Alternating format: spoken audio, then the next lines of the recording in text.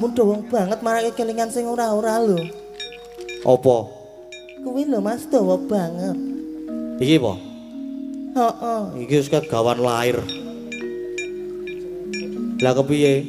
Maju perang Mas. Perang? Perang. Kowe sapa? Petruk. Ayam mesra merata jaya meratain bagian padal-padal. Aku nek banjir iki cangkemku mencu-mencu e. Mbok wis kono mundur wae kono. Aja lho Mas, aku ki le maju semangat-semangat ngene. Wektune iki lho, wektune dhewe ngene. Oh iya. Ora masalah wis lah. Suwen iki nek ora. Kowe kok ngono kuwi oma. Apa, Gong? Perus.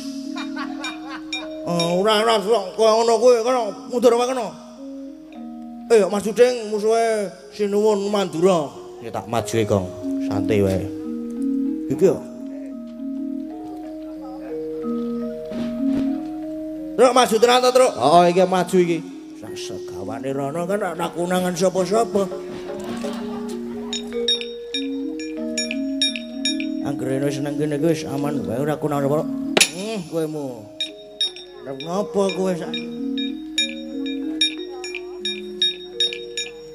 Habis pasukanku wisan.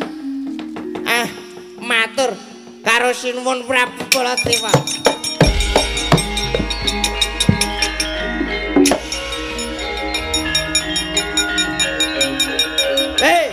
Harus manik jajalan dari bawahnya Blis anak Petro.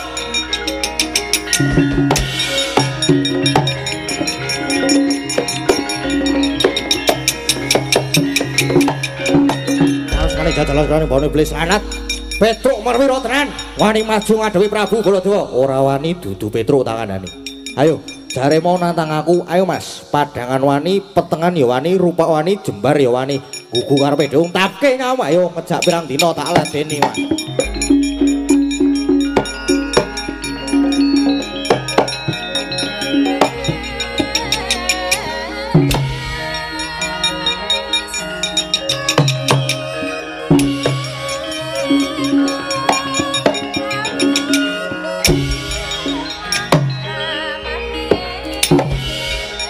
Biar kowe awas tancep ki jotos gitu lho. Koprol ki. Waduh. Wah, modar. Yo, sambat to. Wis maning jajalan kene bae Blis hat.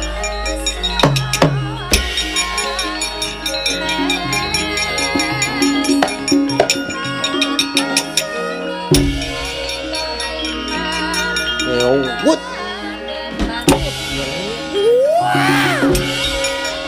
Out. Waduh. Wut. Padiake. Iya.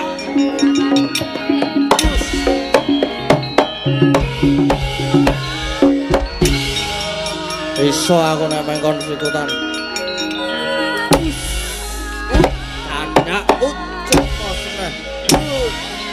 Biar ayo sambat kowe bol rene bol. Wah mat. Wah syukur kowe ayo. Awas pubenge jeglonge meneh wis. Di atas modar kowe arep ngopo. Waduh ayo sambat to jotoso ora apa-apa mburi wae nyoh sirah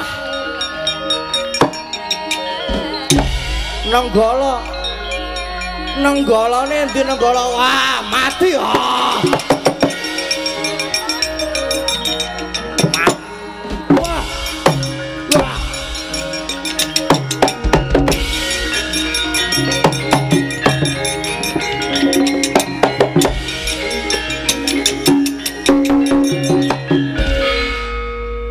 kae kok tenan iki Gong. Ngopo Bro?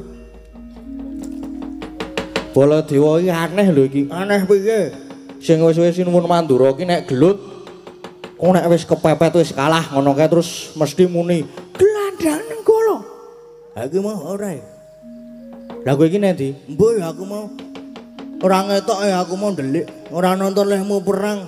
Aku lagi harap nonton kok kowe wis pencolot memburi wis kalah. Neng iki mau ora muni ngono kuwi lho, Gong. Heeh. Neng malah nyokot. Loh. Nyokot barang ki ya sok-sok diperlukan lho. Nyokot ki nek wis kepepet sok nyokot ya ora apa-apa.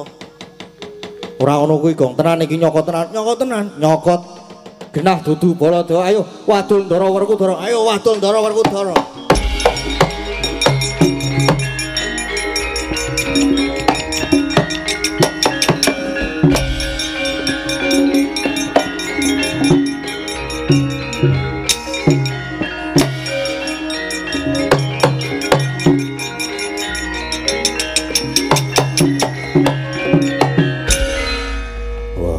Petruk mlayu-mlayu ngopo? Durung tekan, durung ditancepke wis suwuk ngopo? Nggih. Bar gelut kalih Sinuwun Mandura. Kalah apa menang kalah modale entek kok. Modale isih tak teruske kok. Kalah. Nek jane iki urung kalah ning aneh. Aneh piye? Sinuwun Mandura niku nek Pancakara nek wis muni kepepet ngoten mesti terus muring-muring. Terus jangan panus maning cacalan iblis banget. Terus muni glandang nenggala ngono kuwi. Iya. Neng nek niki mboten. Lah piye? Niki apa jenenge? Baladewa perang neng kok nyokot kalih getak niku Baladewa cara endi? Wah, jangkae.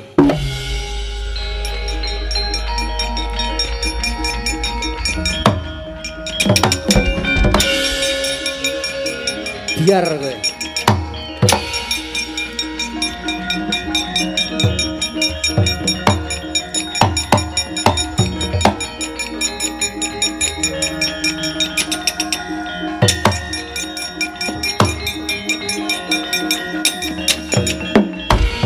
Werkudara iki. Yo ayo. Ndi Petruk? Aku duwe perkara karo Petruk dudu karo Werkudara. Petruk mundur kalah. Kowe ngopo rene? Belani Petruk sebabe. Petruk wong kleru kota belane iki kepiye? Wah, Petruk muni. Kowe ora ngetokke nenggala, kowe malah nyokot. Wah, Petruk kae wong dobos tak ngandani. Petruk kae gawe-gawe. Petruk kae mung ngomong kosong. Wah, nek di papan sing jeneng Baladewa ki mesti ora tau pisah bareng karo patihmu Praguta. Nek ora karo Praguta ya karo Wisata. Dina iki ora, dina iki tak tinggal ning omah. Wah, Praguta nendi? Praguta lara pikir ora melu. Wisata nendi? Dolan mancing. Wisata mancing. Wah, genah iki Baladewa palsu. Waduh.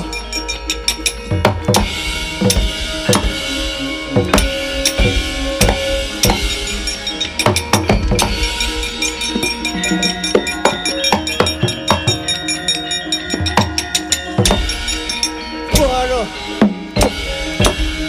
Werkudara. Wah.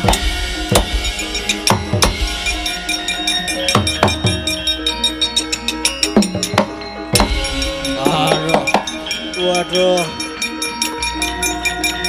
Wah, ora mlayu. Oh,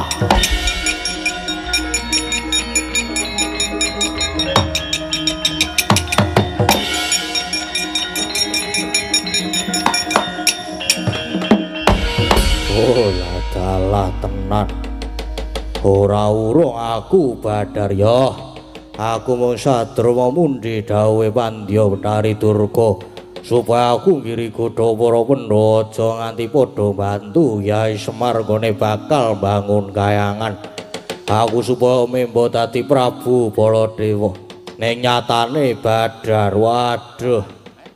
Mongko yen aku maju meneh ora urung ya mung kalah kewirangan. Prayogane aku tak bali lelakon iki tak aturke ngersane Pandya Betari Durga.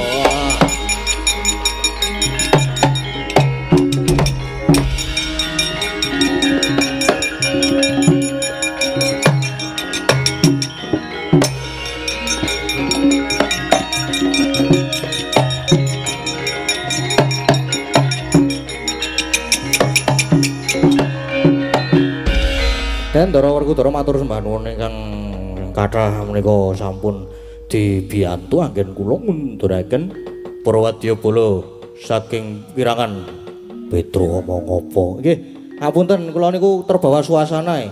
Kula pengen nge-MC. Bagong nanti mbok kirangan ngangkring yae. Senengke wae iki bocah ngintal-ngintil nanti wae. Yo.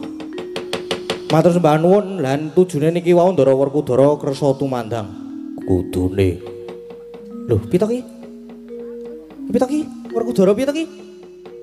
Tujune jenengan wau kersa tumandang. Yo. Lara apa to sinuwun Baladaya ning ngomong gadungan palsu. Niku wau kedadian saking magic. Nyatane bareng diajar Ndara Werkudara banjur badar perjineman Jaramaya. Iya, Petro. Aku kawit mau ya wis Supriya Baladewa aneh. Neng aku gumun kok dadi badar Jaramaya. Wah, Antasena. Antasena rene. Pita ki? Piye, Pak? Kok ngendi? Jajan. Ra masalah to. Tokoh sampingan kowe kok aku ki. Tak jajan sik ora kleru kok. Antasena. Ayo iki Jaramaya iki mesti ana sing kongkon.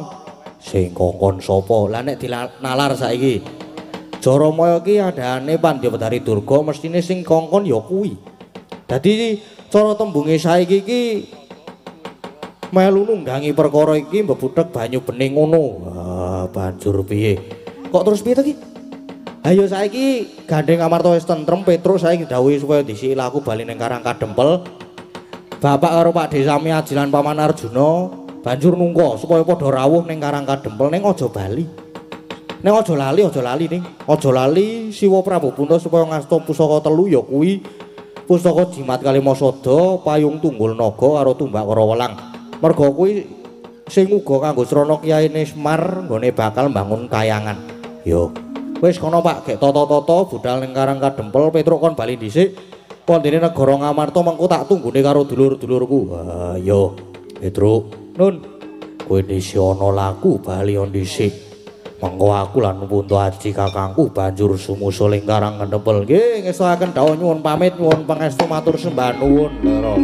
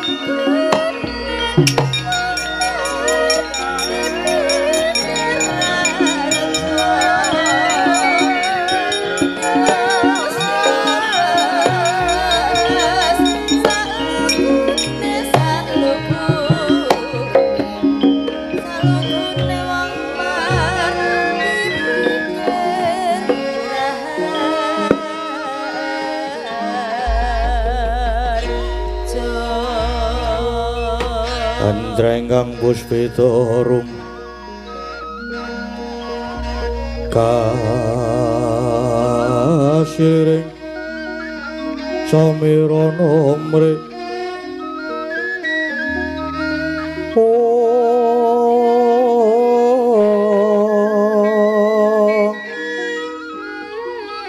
sekar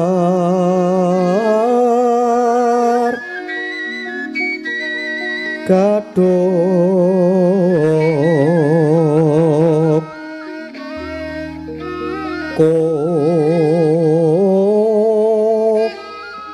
ngas kadanyo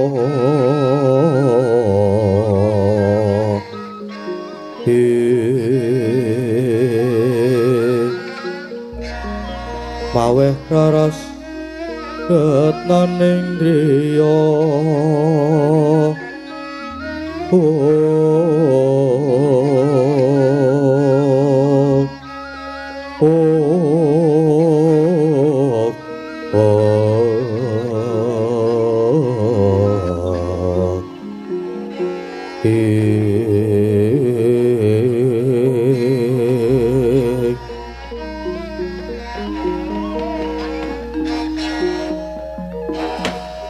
Ajo-ajo sangayu palungguhan ulun marmane Kakang Narada ulun wiji mangarsa yakti nedya ulun kanthi angrumpaka timbuling gara-gara ingkang kagiri-giri kawah candra dimukalir kinebur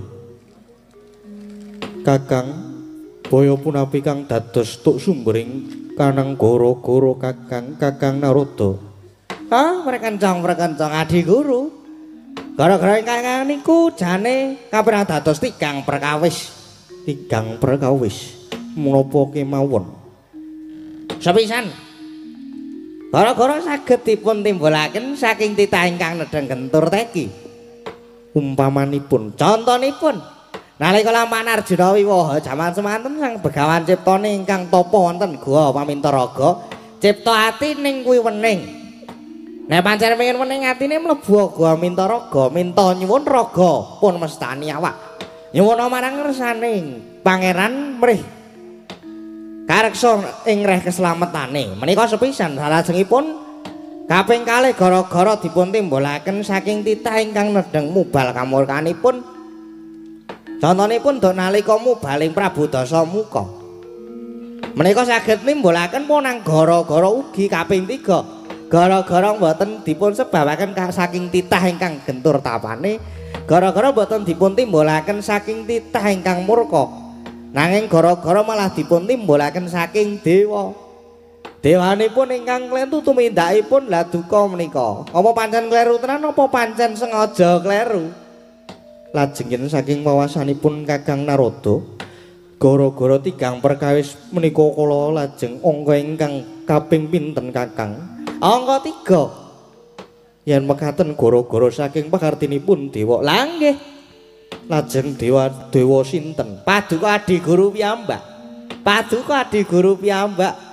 Lho Kakang Narada, kok saged mestani dateng ulun? Lah nggih. Krana Adi Guru menika sejatosipun sri kalian Kakang Semar. Lah duka kok Adi Guru saged sengit gething kalian Kakang Semar menika sebabipun menapa? Mau kadosipun Kakang Semar nggih mboten damel kapitunan, mboten damel perkawis kalian Adi Guru. Nanging Adi Guru sing golek-golek dadane perkara. Nggih napa mboten Adi Guru? Nggih Kakang. Malah sisan damel kula dadaki. Krana selaginipun Semar menika tasih gesang, tiyang menika sami nglewar. Anggenipun sami nyembah dhateng ulun. Lho, ingkang dipun kersangan Adi Guru menika ados pundi? Kala lajeng wonten pangandikan bilih titah tiyang menika sami nglewar ngawur dhateng panembahanipun Kakang. Sesembahanipun jagat raya menika namung dhateng Bathara Guru. Boten wonten sanesipun. Lho, lah mangke riyen. Sesembahanipun jagat raya menika inggih ingkang nyipta jagat raya saisine. Inggih menika Gusti ingkang Maha Agung. Lah kok dadi Adi Guru malah ngoten? Inggih. Namung Bathara Guru panguwasa tunggal donya prapteng akhir mila selagine Semar niku tasih urip. Nggih Semar niku sing giring manungsa supaya padha bekti nindakaken 5 wanci jroning sedina sewengi. Terus do dikandhani wong sugih kudu padha andum rejekine marang sing miskin utawi ingkang dipun westani zakat fitrah. Banjur sing waras wiris malah kon nindakake kudu poso. Lah mekaten menika yaktine namung giring manungsa supados sami nyembah marang pangeran. Lah prekencong. Lah nggih pun leres Kakang Semar niku, Dik. Yen manembah jati namung dumateng zat ingkang murwengdat Gusti ingkang Maha Nasa boten saged sesembahan jati menika inggih namung kula namung Bathara Guru ingkang wajib disembah. Oh lah yo lodo apa? Wah lah iki angel tenan iki sing marake ruwet nggih wonten mriki menika. Lah Adi Guru pangandikanipun lan lekasipun Adi Guru menika mangke tartemtu badhe dawa buntute. Kirang bejo sisip semiripun paduka Adi Guru malah badhe sinura ing jagat. Krana paduka malah damel geger eling lho Adi Guru eling. Paduka menika ratu-ratuning dewa. Dados tumindak sapecangen dika sakelimah menika kedah sanget kangge tepa palupi para titah. Lah yen Adi Guru ning mangke nyimpang saking bebener angger-angger kaya ngene iki walah lajeng kados pundi jagat menika. Nanging ulun menika gadah panguwasa. Lah iki saya ora cocok iki. Ora sarujuk leres. Nggih leres Adi Guru nggadahi panguwasa menika leres. Nanging panguwasa niku mboten kangge nguasani, nanging kangge ngayomi. Tur malih yen werawis niki nek nganti Kakang Semar ora trima terus munggah ning kayangan terus adol jamu. Sinten sing ajeng tumbas? Wasipun perkawis menika kula mboten sarujuk. Dados yen wonten menapa-napa kula tunggak waru tunggak dadap ora melu-melu ora melu nggarap. Dados yen Adi Guru mangke nampi wewelak manggo dhewe Adi Guru. Kakyat risang kapirangu dirangkul kirempit kempit dosaretaning bawana.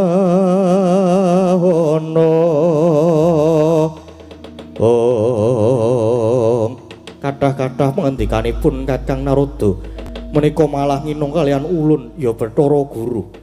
Wasipun yen Kakang Narada mboten ngayogani kenging medhak ing marcapada. Medhak ing marcapada kados pundi? Kakang Narada ulun copot kalenggan dewa. Lah rak tenan to. Wis iki mesti kena pengaruh. Lah kira ketekan wong wedok siji kae kok mesti gampang kena godhok. Nggih pun ora dadi dewa ya ora masalah. Ning mang titeni mawon ala niku mboten badhe tumama ing becik.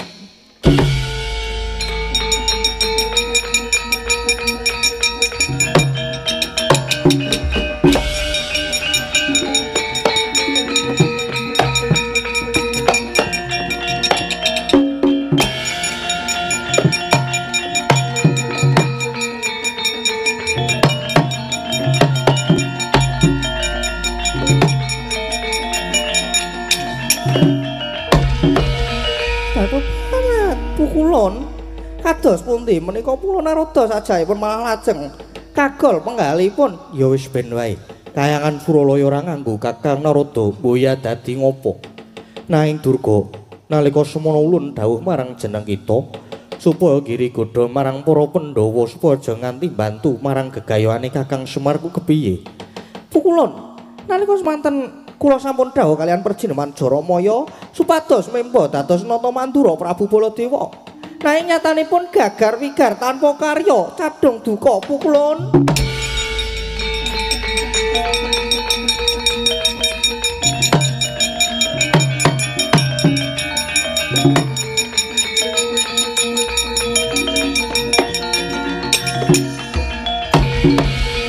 Durga, kita iku amung ulun dawuh kaya mangkono wae, nyatane mboya bisa ngrampungi gawe. Nggih nyuwun pangapunten Pukulon.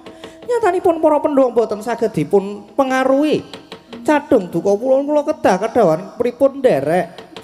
Pukulon nyuwun lintu menapa? Ya wis. Mboya dadi ngopo kabeh iki nedya ulun dadaki.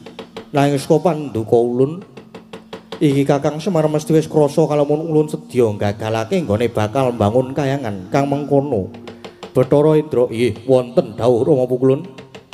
Dawuh napa Durandara ngawe kaniyen to Kakang Semar ora nrimake bab perkara iki kang banjur munggah ana ing kayangan dewa-dewa supaya siaga ngadepi nggih ngestuaken dawuh kulun nyuwun pamit Surtiti ngati-ati Durga kula wonten dawuh sawetara wektu mboya ketemu sejatine ulun kapang marang kita lah ngaten lajeng kebabeh tuh apa to batu-batu dadi salting aku nek ngono kuwi lajeng keparingipun kados pundi bakune sawetara kita ngancani marang ulun inggih siap monggo kula dherekaken mulun monggo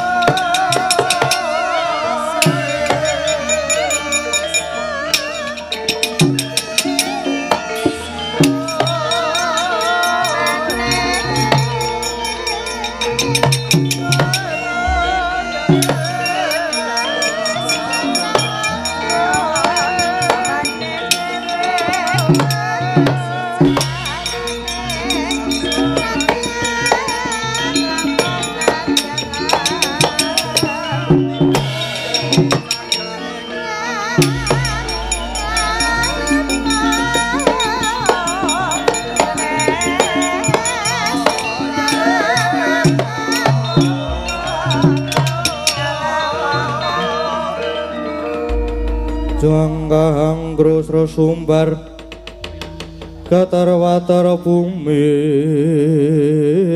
kunjing waludha kuntur ketuk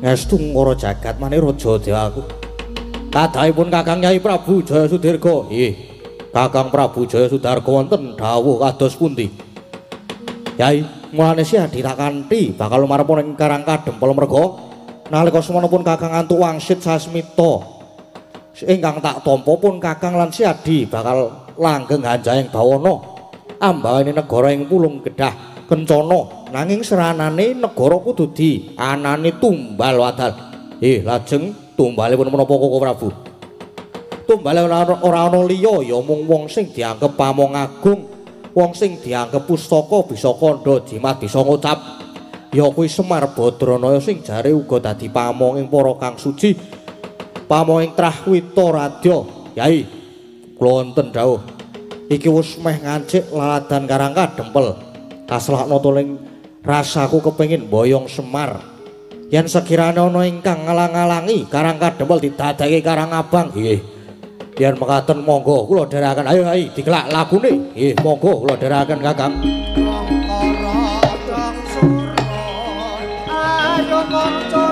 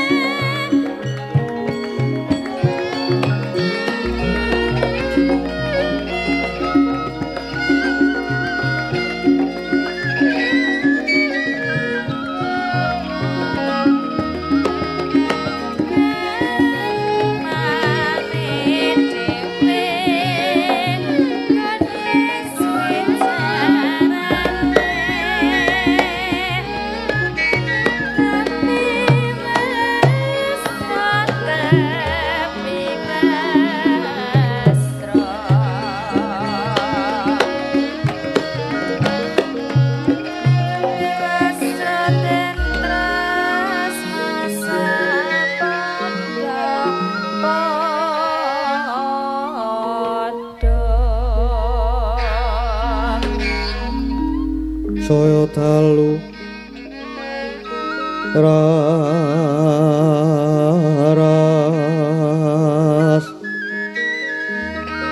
apyara sorot lintang kangku wedap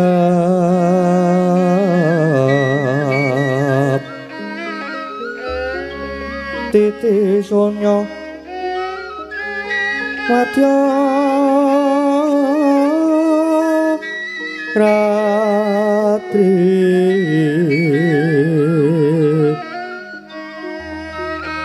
lumrang gandaning pos pita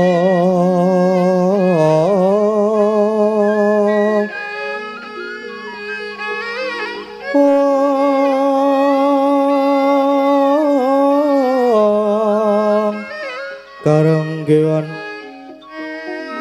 putyanira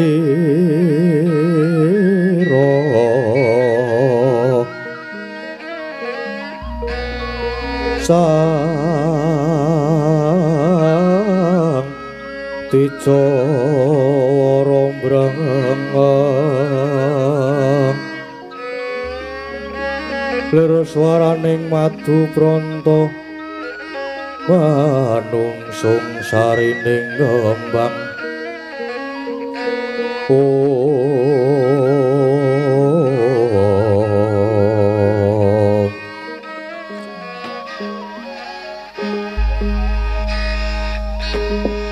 Sireping sangarku kumatos sing dalu jroning ratri dereng wonten ingkang kacarita. Amun sang pertongopati kang jembrul saking prangwitan nadyan kalengan megarsa gunung-gunung parandine bisa merbawani jagat raya. Dupi tansah sing kamantian dewasane nang wau kawusuhan wis ngancik gara-gara Sukra mangkara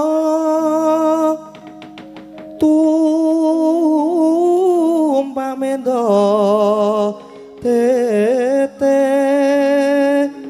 tete kalapa sumawar cita hanggara rekata Buddha Maesaraswati mintuna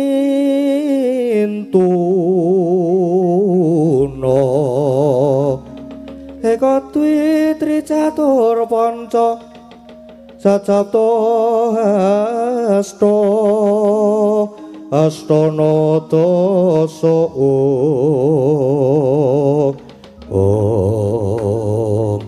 suwata perbawaning gara-gara nanging gara-gara ingkang dumateng jagating pakliran sakti amung ngurmati mijilira parepat punakawan Kilurah Semar Gareng Petruk Sumawana Kilurah Bagong ingkang sami gegojekan madyaning ora romba alon arire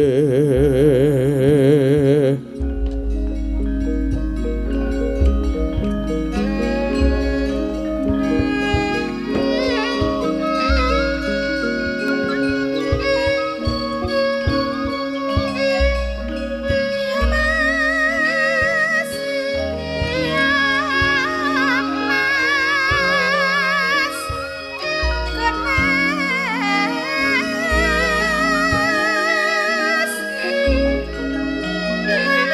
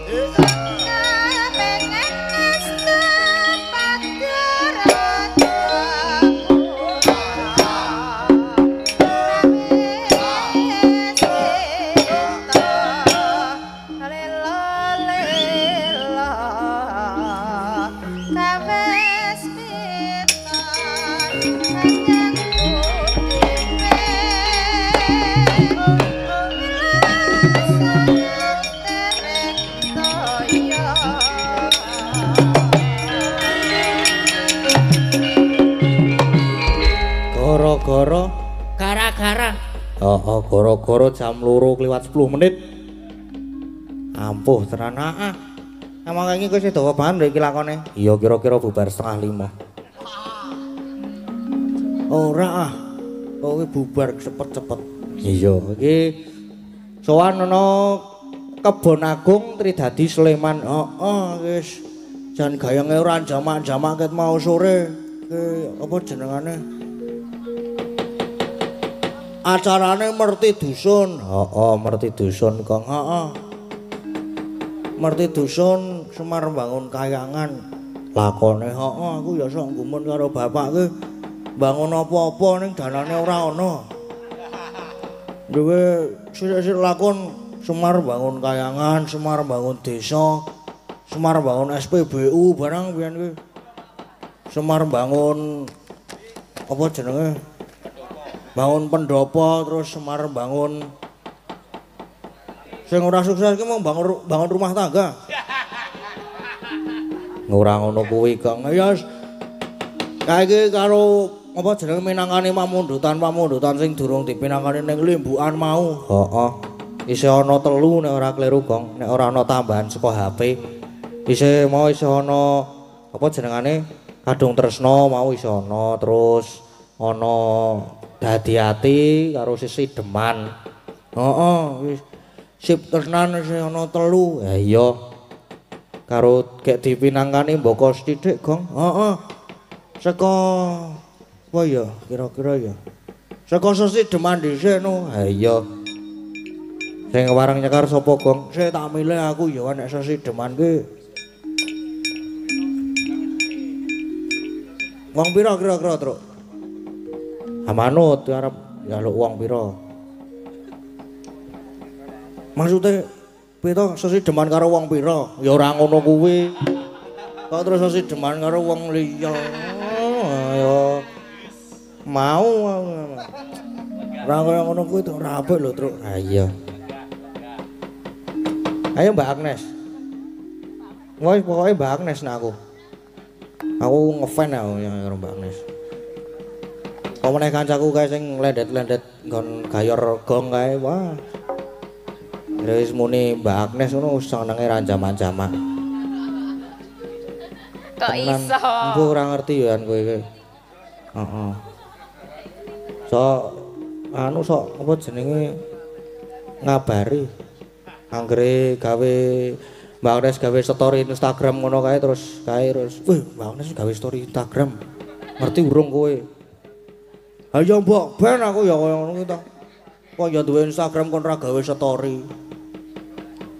Idola jare Gong. Ha iya, ora apa-apa. Dolane anak-anak Mbak Agnes ki jan. Arang ya sing dadi senengi kemayune iki lho. Aku ora kemayu kok. Alah ngomong sapa? Ora. Mbak Agnes sesuk deman nggih Mbak Agnes nggih. Nggih, wong saking sinten? Saking Dene. Sopo iki mau? Saking Bapak Sutrisno SPD lho. Oh nggih. Nggih niki enten isine kok Mbak santai mawon. Dadi ora kopong. Nggih, matur nuwun. Wis sami-sami, urung dinae kok matur nuwun. Lah ya rencana. Ya nek ora berubah pikiran mengko. Ayo Mbak. Dibawani mboten. Wah, lah ya dibawani ya isih yahmene. Lho lagi jam 2:15 kowe kok. Biasane jam 2:15 wis bubar gara-gara. Ora apa-apa, ora masalah. Truk, tanggapanmu tentang wayangan Bang iki. Wah, gayange ra jamak-jamak, Gong. Heeh. Ki Mbak Tatin barang ya bintang tamune isih nang kono. Wis entek kontrake. Saiki giliran sinden-sinden. Heeh. Ingkang mirsani ugi tasih kathah. Ah, tesih kathah. Tasih. Wah, jan wis pancen top markotop. Heeh, jan. Aku dadi semangat aku nek kaya ngene iki. Surahku mumet tenan iki, Truk. Lah ngopo? Monggo lho aku tuku blangkon kecilikan. Mau wis tok kandhake ning limbukan. Ayo balane meneh to. Ning gone Mamat mesti le. Heeh, aku ki pesen mat gawekno anu ya. Blangkon ireng polos ukur 57 ngono. Ya, nek kuwi. Heeh, terus lah kok wingi wayangane omah iki terus apa jenenge blangkone dadi. Oh, ya kene tak jajale ngono. Ning omah iki pluk wah jan penuk kae. Pondasku saya gede apa ya, Truk ya? Mbok menawa. Lah kok terus mau sore aku tangi turu ki to. Entuk WA, Dik. Kok aku kelangan blangkon ana sing nyolong kok tegel ya ngono kuwi. Waduh aku terus mesakake. Mongko blangkon pesenan lho Dik, kuwi Dik kok dicolong ya. Kira-kira sapa? Aku wis curiga karo kancamu kae lho, Gong. Heeh, aku ki ya curiga jane. Yang peringas-peringas kok gentro kae. Wamplenge sisan malah. Mane wae ngopo rawane. Oh ndak. Ayo Mbak, mau tekan ngendi-ngendi kok ndak ora bubar-bubar iki lele. Wiwitane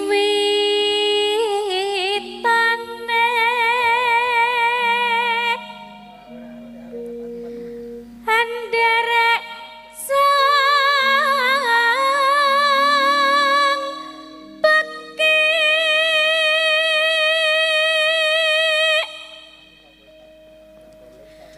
priya bagus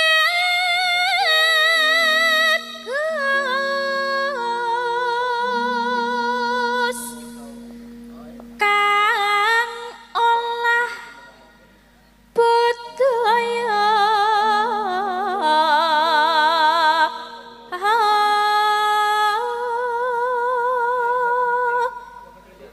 Power suarane iki apik ya, Truk ya. Heeh.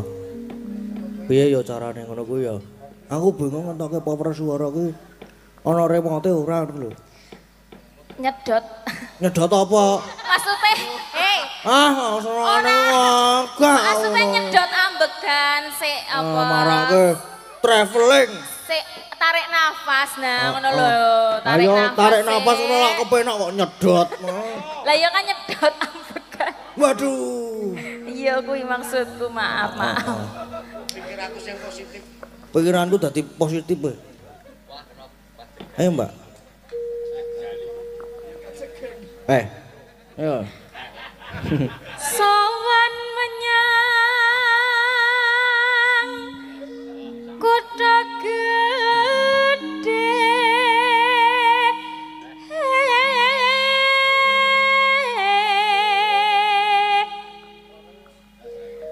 Bandara terus kayong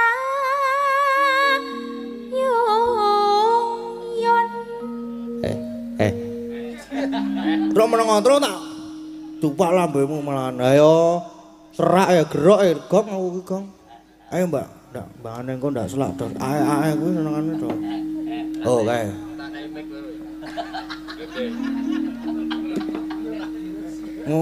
Doang hati-hati engko nek ketularan ngono kae biasane malati lho.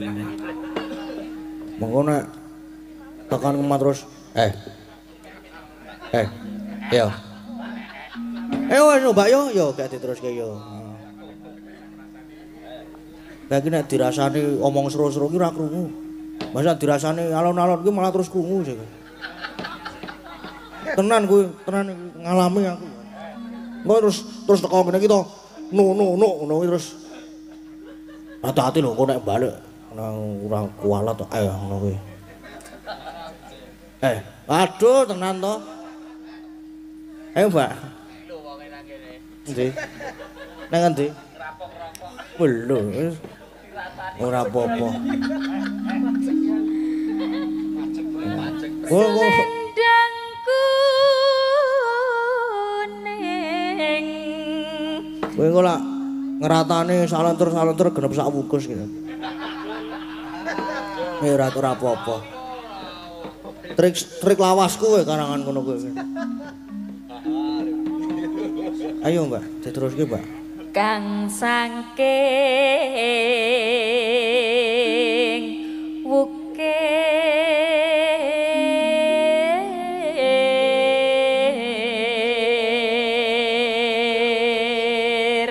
Karena nek gara-gara ki lara omongku ki kambuh. Ayo wis meneng ogong tumbeni obat. Obat apa?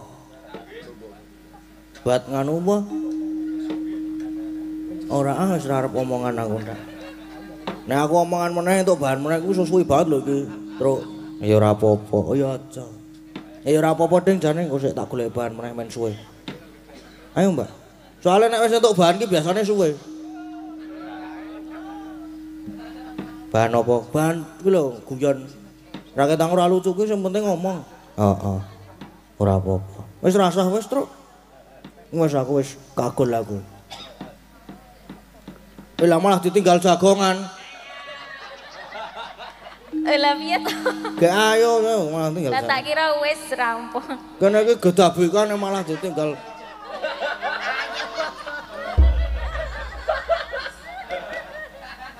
Lah malah saiki ditinggal guyu. Dicul kesek wae. Apane? Senengane iki lho Mbak Agnes ki jeneng wajane. Apa to? Suarane.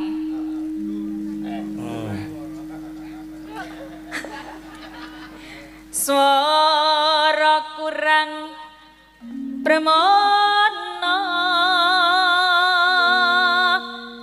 ning wasis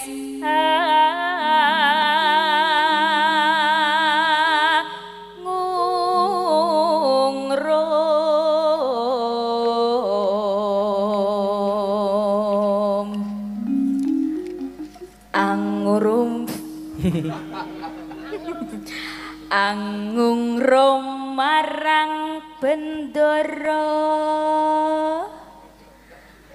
Tiah Sulestyo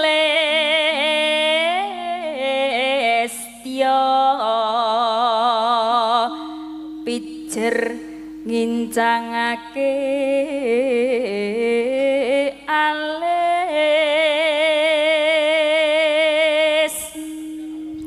terus tresno sesideman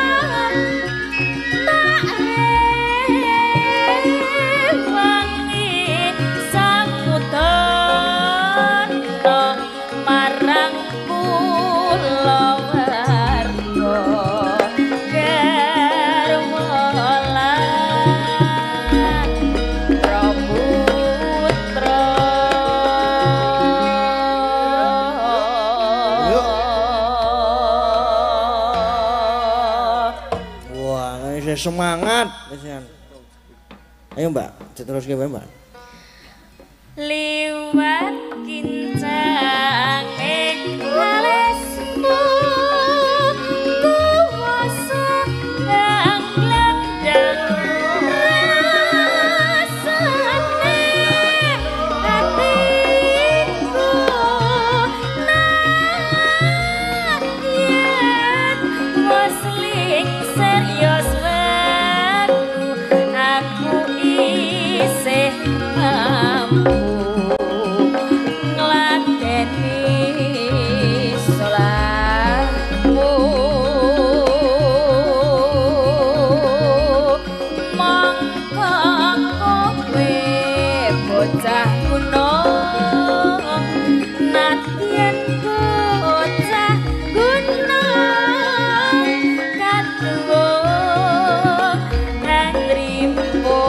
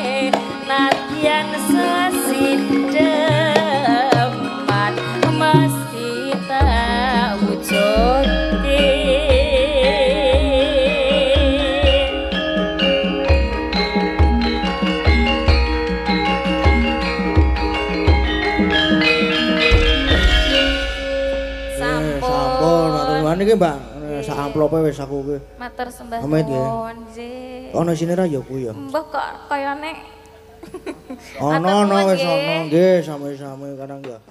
Aku ki apa jenenge kaya ngene iki nek entuk saweran ki wah. Ora arep tak gawa mulih dhewe. Waduh, terus kepiye, Gom? Iki yo nek umpama ki wayangan tanpa kanca-kanca wiyaga ki ora mlaku kok ta, Truk. Ah iya. Dadi ya karang saking apik kok iki dadi ya iki engko dienggo kas kanca-kanca iki tak lumpukke iki. Kowe wah jan tepuk tanganku dong. Tepuk tanganku dudu tepuk tanganmu. Tepuk tanganku ki aku dhewe sing keplok-keplok ki. Oh, padake kepiye iki, Mas? Iki Mas Danu ya tak titipi engko nek ora ning mlebu kas ya Mas Danu diantemi bareng-bareng. Saiki wae saiki. Ora. Medun kayak bres ngono. Nek ora medun tekan kas ya sesuk ndak tak tilik ngono. Dasar kiler. Oh, terus apa meneh, Gong? Wis ana apa dadi ati karo Kadung Tresna. Ayo Kadung Tresna sik. Heeh. Kadung Tresna ki sapa ya kira-kira ya? Mbak Saras. Ora dolanan HP, Mbak. Tak gadekke lho HP-ne malahan. Gadekke HP-ne. Duwite lebokke kas kanca-kanca. Nah, cocok ngono kuwi. Heeh.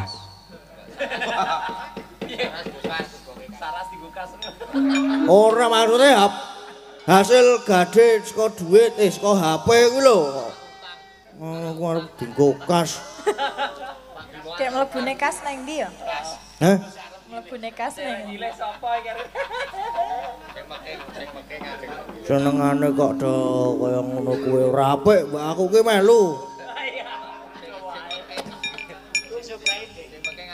Sok prei aku. Ngopo ya penake ya? Apa ngangsu krawuh apa jenenge? Kawruh. Heeh, ngangsu kawruh prihatin. Nendi? Nang seturan. Seturan ki nggon apa, Mas? Heh? Seturan ki nggon. Aku ya ora ngerti nggon apa. Megacoan kuwi lho. Nek ra ning selokan mancing. Golek lele lokal. Iki bawa mboten? Mbot. Langsung? Derek. Bawa nggih pareng langsung nggih. Ampun. Dibawane kan. Aku ket wingi gur diuyak-uyak kon ning Sewon. Karo sapa, Gong? Karo sing ngedram. Kowe ki mau ngarep ngejak sing elek-elek. Aja gelem, Mas. Bahaya. Oke, aku tak karo Mbak Saras kowe. Karo aku wae. Rina wangi dadi ati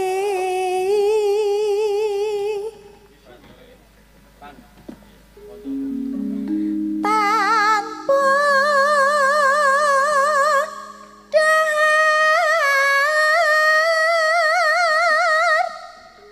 tanpa nendra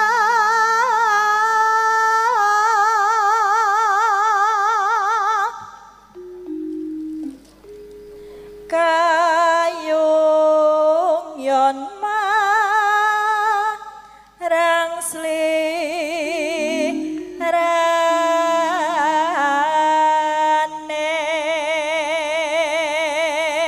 Tansah. Ayo. tansah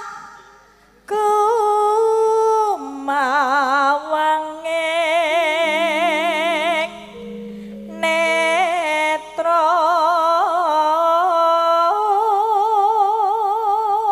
Jero ati. jero ati kadang tresno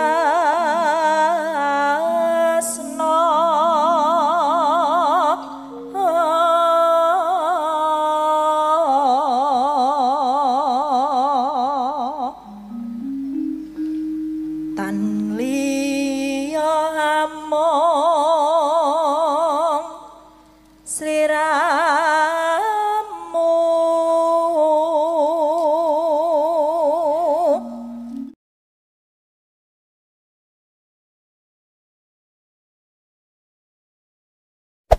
Hey there.